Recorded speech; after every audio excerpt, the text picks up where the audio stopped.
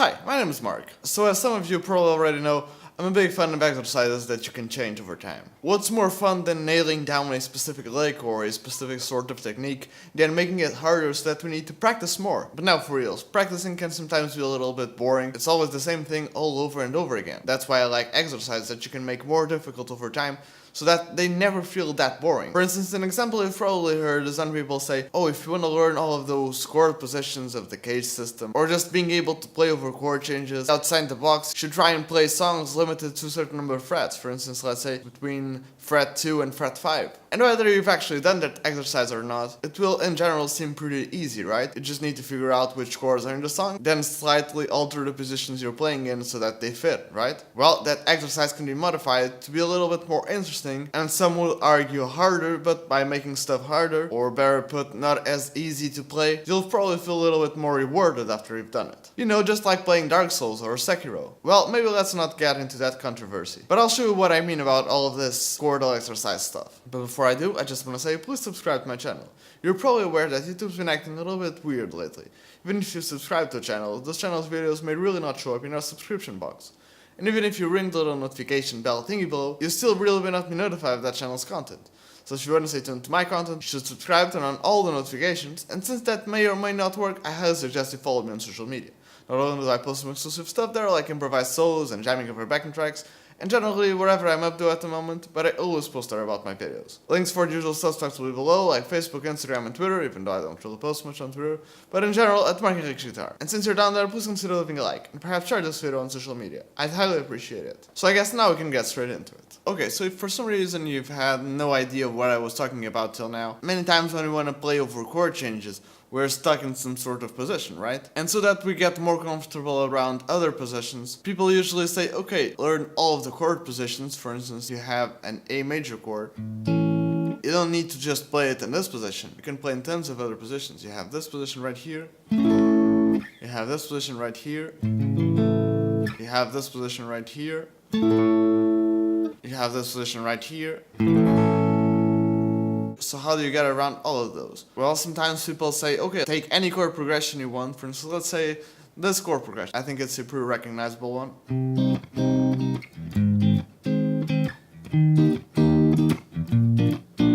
And if you've noticed, we started around here on the 3rd fret.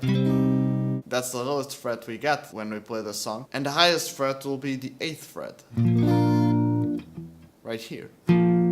And that's a pretty big jump. So why not just play all of the chords in a position, let's say, between the 3rd fret and the 6th fret maybe. Everything's a little bit more closer together, right? You just need to alter the positions of your chords a little bit.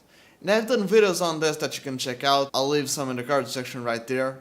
But the easy way out, again staying in the 3rd to 6th fret space area thingy, the only chords that don't really fit in there are the E flat major and the A sharp major, right? Well, all you need to do is just figure out the notes of E flat major. In this case, you have E flat, B flat, and G. So just reorder those notes a little bit. For instance, that B flat of yours, you can play it in the 3 to 6 area, just in another string. It's right here on the 3rd fret of the 3rd string. And change the G from the 2nd string to the 1st string, and you'd get something like this. If you know the shapes of the cage system, aka this is your C major chord, right? If you just transpose this chord to E flat, you'll get this chord. And this is in that 3 to 6 area. You can just do the same thing to A sharp major. Now your chord progression can all be played in the 3 to 6 area.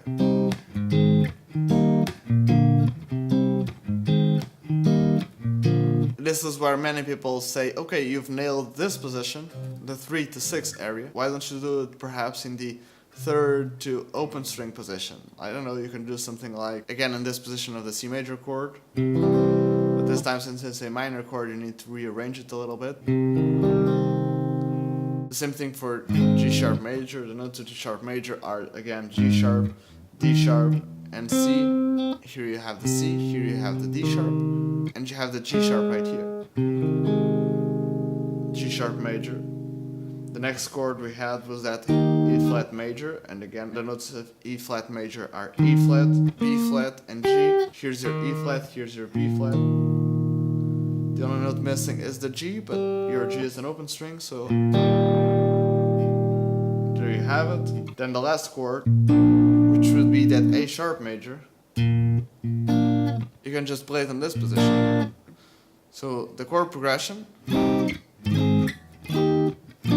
in the 1 to 3rd fret area,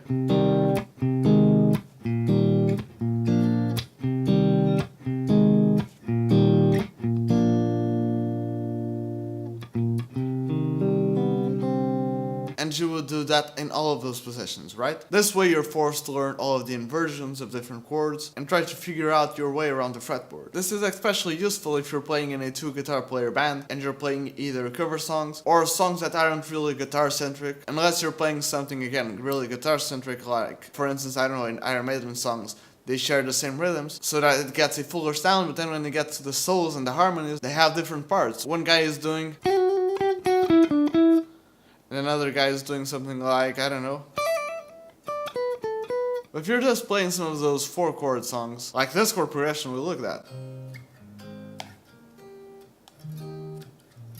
if both you and the other guitar player are playing the same chords in the same positions and whatever, sure, it will get a fatter sound, but you can be playing the same chords, just different positions and different inversions of those chords, and make the song really spread out. If one of you is doing,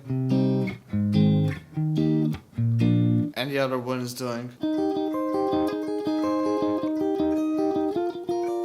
it will make the song sound a little bit more interesting. And you won't be bored of playing the same chords all the time. That's mostly the biggest purpose of this exercise. And again, this is not something new. Most people share this exercise all the time. But one thing I like to do, and this is what I mentioned about making exercise a little bit more harder to play and a little bit more interesting to play. Let's say again that you can only use the 3 to 6th fret area. But let's limit ourselves a little bit more. You can only use the 5th, 4th, and 3rd string. Now it gets a little bit more interesting to do, because before you were playing positions that took like 5 strings or even 6 strings.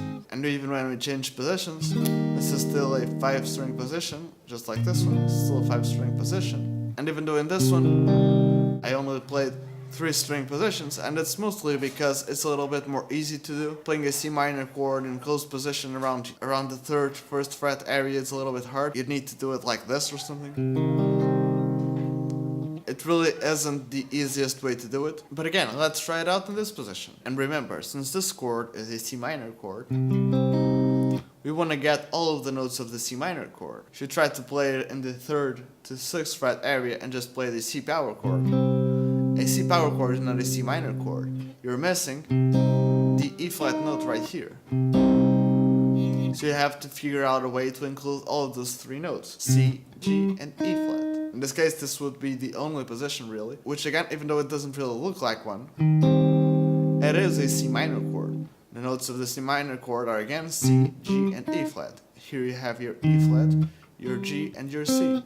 The notes aren't in the same order, but they're the same notes. So it's the same chord, just in a different inversion, if you weren't able to figure it out already. The next chord was again that G sharp major chord, and the G sharp major chord as the notes G sharp, D sharp, and C. So it's pretty much the same notes of the C minor chord, just need to sharpen that G to a G sharp.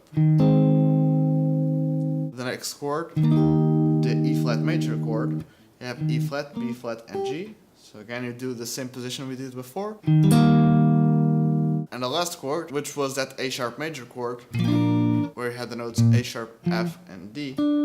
All you need to do is find all of those notes in this area. Here's your A sharp, or B flat, your F, and your D. So here it is. And if you look at it, it's pretty much the same position we had before. So our original song sounded something like this.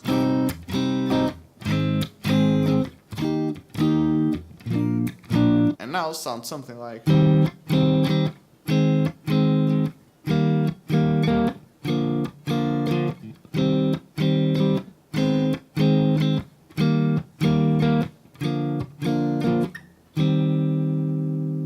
If you play piano or are a fan of orchestration or something like it, these sorts of close positions are really piano-like. So again, in the case of the cover band, you have two guitar players, and in the original song there's either a piano part. If the piano is playing some of these positions, you or the other guitar player can play these, while the other one plays these more guitar-ish shapes. And again, the song spreads out a little bit more. Even if you don't play in a band with two guitar players or a cover band or something. As I mentioned before, some people give you this sort of exercise so that you can break out of boxes and get used to different positions. Well, in this case, if you wanted to improvise something over these chords, now we know that for some reason we'll end out on this position. This position right here is very close to the position of that C minor chord position we had before. So we can be playing all of our minor pentatonic stuff.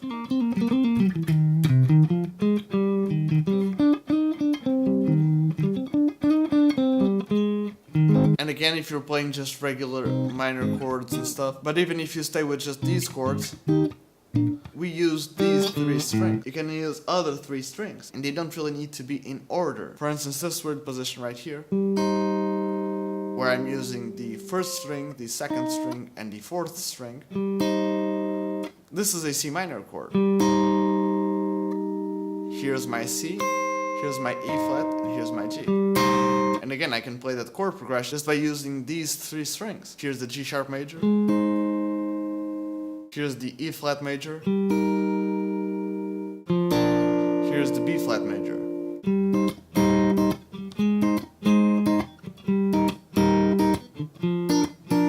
And again, this really isn't a position you'd normally play in, right?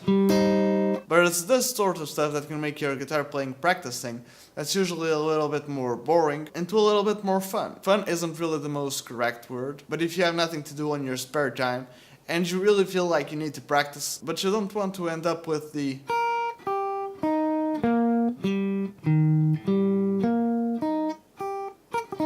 just a little bit more interesting finding out these spread positions and these more close positions, kind of like solving a little puzzle, than really being turned off of guitar playing and guitar practicing, because this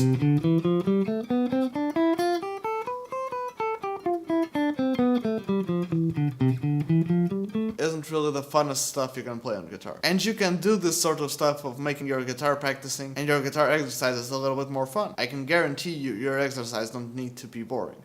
In fact, if there's a specific guitar exercise that you think it's really boring and you end up not doing because you feel you're wasting your time or just too repetitive or something, leave it in the comment section below and I might tackle it in another video. Thank you so very much for watching. I hope this video was helpful to you in any way possible, and if it was, please leave me a comment below. Do you have anything to add to this discussion? Did you agree? Did you not agree? Or just something I missed, something I should have said? Also, if you have any suggestions for videos, I have this dedicated series called Yate, You Ask I Teach. I know, pretty boring, generic, self-explanatory title, but as the name implies, it's a series where I pretty much teach anything you guys leave in the comment section below. Well, guitar and or music related, of course. So if you want to get a shout out or there's something you want me to talk about, please leave it in the comment section below with the hashtag Yate. Also, check out some of my other videos after this one. I've done some similar videos to this one, talking about a specific technique or concept exercise that you may be already playing or given up on, and twist it around a little bit so that maybe you can get back into it. Like for instance, I don't know, learn all the picking techniques and even perhaps get a girlfriend just by learning this one riff. And I also do some more music theory related content where I pick up a subject that many times as guitar players struggle with and try to explain it and put it into context so that many of you can understand it, like what's the purpose of the melodic minor scale? And or sometimes I take a look at a specific lick from a guitar player that is either really good or a little bit different from what he usually plays, then I transcribe it and tell you all about it. Like what about Paul Gilbert's secret jazzy bebop lick? So yeah, there's tons of back catalog in my channel that you can check out, and I highly suggest you do. And yeah, I guess that's it. Again, thank you so very much for watching. Don't forget to leave a like, comment, subscribe, turn on all the notifications, follow me on social media, perhaps leave a comment for my Yate series, and yeah, cheers!